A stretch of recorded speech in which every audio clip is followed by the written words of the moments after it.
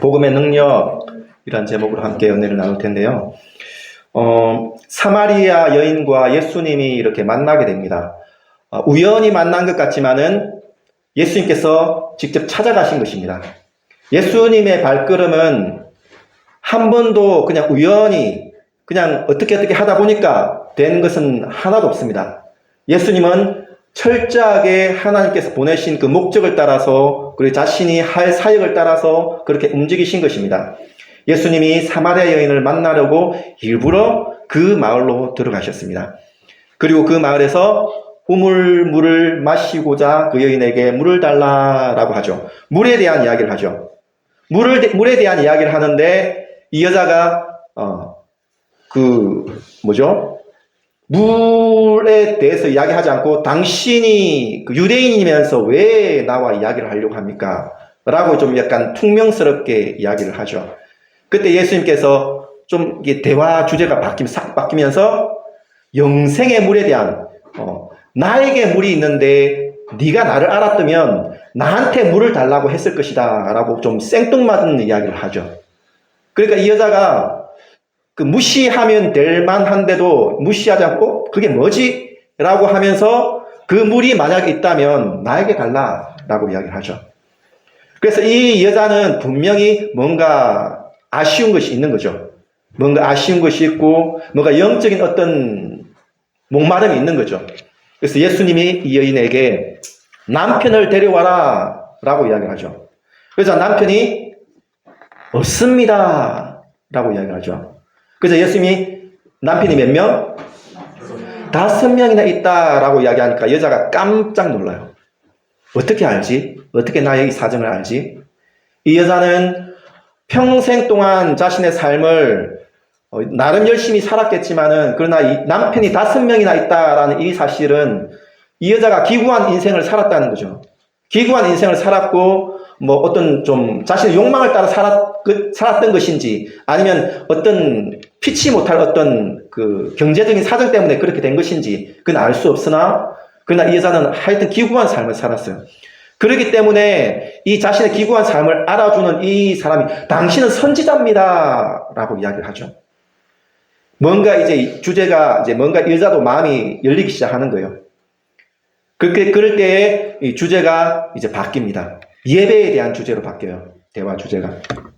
그때 여자가 유대인들은 이 산에서 예배를 한다 하고 그리고 우리 사마리아인들은 이 산에서 저 산에서 예배를 한다고 합니다. 당신은 어디서 예배를 합니까? 그래서 예배에 대한 이야기를 한다는 자체가 이 여자가 영적인 것에 대하여 관심이 있다는 거죠. 뭔가 아쉬움이 있고 뭔가 목마름이 있다는 거죠. 그때 예수님께서 이 산에서도 말고 저 산에서도 말고 예배할 때가 있다 하면서 예배할 때가 일어나니 무엇과 무엇으로 예배를 드리라? 신령과 진정으로 영과 진심으로 예배를 드리라. 그렇게 이야기를 해요. 그리고 이 부분에 대한 어떤 그 해석은 각각 조금씩 다를 수 있으나 핵심은 하나예요. 예수 그리스도로만 예배를 드려야 된다. 지난주에 했던 설교죠. 지난주에 예수 그리스도로만 예배를 해야 된다라는 것이 핵심이라는 거예요. 그래서 여러분들도 아직까지 하나님을 만난 사람이 있을 수 있고 아직 만나지 못한 사람이 있을 수 있으나 그러나 진짜 중요한 것은 예배의 중심은 예수 그리스도라는 거예요. 뿐만 아니라 우리 삶의 핵심은 예수 그리스도라는 거예요. 그래서 예수 그리스도로만 예배하고 예수 그리스도로만 우리는 살아야 돼요. 항상 예수님만 드러내는 그런 인생이 되어져야 돼요. 이것이 진짜 복된 인생인 거예요. 그래서 제발 예수 그리스도를 믿기를 바란다. 하나님을 인격적으로 만나길 바란다. 라고 그렇게 설교를 했었죠. 이렇게 여기까지 이 여자와 대화를 하고 난 다음에 제자들이 이제 돌아와요. 먹을 것을 구하러 갔던 제자들이 이제 돌아오죠. 돌아와서 먹을 것이 있냐 없냐를 가지고 이렇게 이야기하다가 갑자기 또 이야기 주제가 또 바뀌어요. 뭘로 바뀌느냐 하면 그 추수와 관련된 이야기로 바뀌는 거예요. 예수님이 추수할 때가 이른다. 이미 휘어졌다. 추수할 때가 되어졌다. 그러면서 하시는 말씀이 심는 자가 있고 또 뭐 하는 자가 있다? 거두는 자가 있다라고 이야기를 한 거예요. 심는 자는 심고 거두는 자는 거두게 됐다. 지금 거둘 때가 됐다라고 말씀하시는 거예요. 그 거두는 영혼이 누구예요? 그 사마리아 여자인 거예요. 그 사마리아 여자를 거두는 거예요. 또 거두는 자가 누굴까요? 어떤 영혼을 거둘까요? 이 사마리아에 아직까지 예수 그리스도를 영적인 어떤 갈급함이 있으나 아직 예수를 만나지 못한 사람이 있는 거예요. 그 사람들이 거두는 거예요. 그래서 추수에 대한 이야기를 하는 거예요. 노력한 사람이 따로 있고 거두는 사람이 노력한 것을 받는 사람이 또 따로 있는 거예요. 이러면 우리가 보통 생각하기에는 억울해요. 그렇죠. 억울함이 먼저 나오죠. 누구는 심고 누구는 그냥 거두기만 하고 누구는 받기만 하고 이런 생각이 들잖아요. 그러나 그 모든 것은 하나님의 크신 뜻 안에 있는 거예요. 너무 억울해할 필요가 없어요.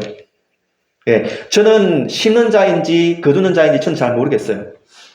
그러나 하나님께 주신 대로 내가 받고 또 하나님께서 주신 대로 내가 또 열심히 하다가 그렇게 하나님 나라로 가면 되는 거예요. 하나님께서 큰 교회를 하든지 혹은 작은 교회를 하든지 크게 상관없이 충성된 나의 종아 네가 작은 것에 수고하였으니 큰 것으로 네가 너에게 주겠다라고 하시는 그 칭찬의 말씀을 들으면 되는 거예요. 복음에는 확실히 능력이 있어요. 나중에 이 사마리아 사람들이 와서 하는 이야기 뭐죠? 맨 뒤에 보니까 그 여자에게 하는 이야기가 처음에는 네가 이야기하는 거 듣고 내가 그 예수님에 대해서 궁금해서 갔는데 이제는 뭐라고요? 그 예수님의 말씀을 듣고 이제 그가 진짜 그리스도인 줄 내가 알겠다라고 하는 거예요. 이게 복음의 능력이라는 거예요. 복음 자체의 능력이 있어요. 말씀 자체의 능력이 있어요. 저도 어릴 때 그런 경험들을 했었거든요. 그 예수 안 믿는 사람들이 예수 믿는 거, 교회 다니는 거 막 공격을 해요. 지금은 그런 사람 별로 없는지 모르겠는데 옛날에는 좀 그게 좀 심했어요. 저희 마을도 좀 심했어요. 그래서 예수 믿는다 하면 그냥 이렇게 좀 깔보고 그리고 욕하고 뭐 공격하고 뭐 예수 믿으면 뭐 돈이 나오냐 뭐 빵이 나오냐 이런 식으로 이렇게 막 놀리고 이렇게 했었어요. 그때 우리 마음은 어때요? 뭔가 이렇게 방어하고 싶잖아요. 뭔가 이렇게 또 이렇게 대항하고 싶잖아요. 그죠? 그러면 우리가 뭐 말을 잘하면 그것이 이렇게 변론이 잘 되고 또 그렇게 될 것 같잖아요. 근데 너무 그렇게 안 하셔도 괜찮아요. 괜찮아요. 복음 자체의 능력이 있어요. 말씀 자체의 능력이 있어요. 저도 여러분들 있지만 하나님 말씀을 믿는 것이 뭐냐 하면 제가 설교를 잘해서 여러분들이 예수를 믿는다 전혀 그렇게 생각하지 않아요. 전혀 그렇게 생각하지 않아요. 말씀 자체의 능력이 있어요. 그래서 말씀 자체를 여러분들에게 던져주는 역할을 제가 하는 거예요. 믿기는 성령님께서 반드시 여러분들의 마음문을 여시고 그 말씀의 능력이 여러분들 가운데서 역사할 거라고 믿어요. 그래서 그것 때문에 믿는 자가 반드시 일어날 것이라고 믿어요. 저는 앞에 현욱이가 있지만은 현욱이가 이렇게 예수 믿을 줄 저는 꿈에도 상상 못했어요. 진짜예요. 현욱이가 5학년 때부터 제가 알았는데 5학년 때부터 그냥 친구들하고 놀려고 같이 이렇게 교회에 나왔다가 이렇게 서서히 중학교 2학년 때부터 뭔가 변화의 조짐이 보이더니 이렇게 진짜 예수 믿게 되는 것을 저는 꿈에도 상상 못했어요. 이런 일이 일어난다니까요, 정말. 복음의 능력, 이게 복음의 능력이에요. 지금 북한에는 성경책이 복받는 책이라고 하면서 지금 이렇게 팔리고 있대요. 돈으로. 그런 일들이 일어나고 있대요. 지금 그렇게 예수 믿으면 죽잖아요. 그죠? 그럼에도 불구하고 그런 복받는 책이라고 해서 팔리고 있대요. 심지어. 그런 일들이 일어나는 거예요. 그리고 지하교회 성도들이 뭘 보고 예수 믿겠어요? 번듯한 교회가 있어서 예수 믿겠어요? 뭐가 있어서 예수 믿겠어요?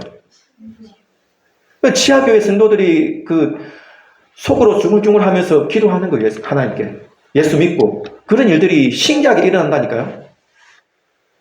옛날에 우리나라에도 첫 복음이 전파될 때도 기차 타고 가던 선교사님이 검문하는 것 때문에 어쩔 수 없이 이렇게 성경책을 바깥으로 확 던져버렸는데 이 성경책을 농부가 이렇게 박 깔다가 그거를 발견해가지고 그거를 보고 읽고 예수 믿게 되고 그렇게 예수 믿는 그 복음이 전파되어지고 우리나라가 참 신기한 것이 뭐냐면 선교사님이 전도를 잘해서 예수 믿었을 것 같지만 우리나라는 성경이 먼저 전해지고 이 성경 때문에 성경 말씀의 능력 때문에 그 예수 믿는 사람이 늘어나게 됐어요. 우리나라는 신기하게. 옛날에 어떤 일이 있었냐면 여러분들 중학생들 제너럴 셔먼호 혹시 알아요? 네, 제너럴 셔먼호 하면 어떤 선교사님이에요?